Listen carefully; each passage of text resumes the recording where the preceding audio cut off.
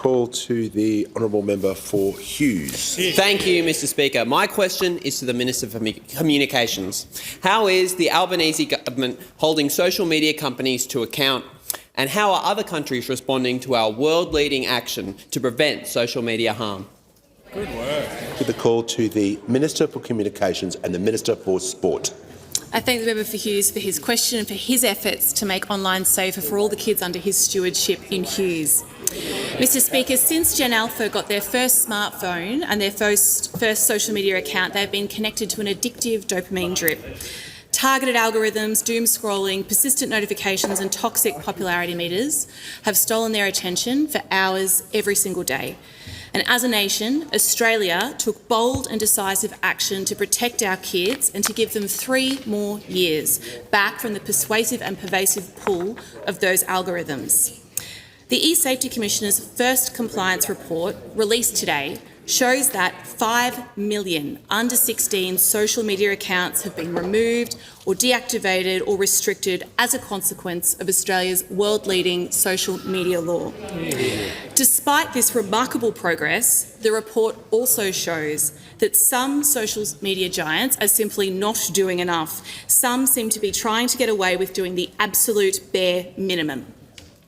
The eSafety Commission report exposes unacceptable systems being adopted by age-restricted social media platforms, including allowing under-16 users to repeatedly attempt age assurance until they pass, not doing enough to prevent underage users whose accounts have been deactivated from immediately opening a new one, and ineffective and inaccessible pathways for parents and for others to report underage users.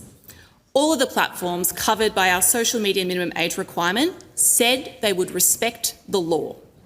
If these companies want to do business in Australia, they must obey Australian laws.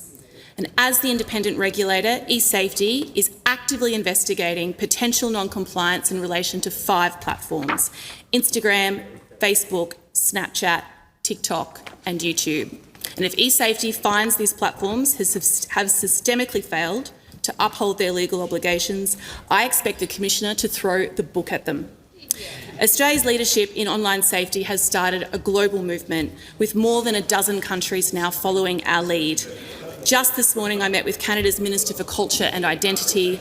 These leaders are asking Australia to share our expertise and experience. The drumbeat against social media harm is growing. The time for accountability is here. We started with our world-leading social media minimum age, and we will hold them accountable for it. And we are working every day to introduce a digital duty of care this year that puts the onus on tech companies to protect Australians from online harm before it occurs. Yeah.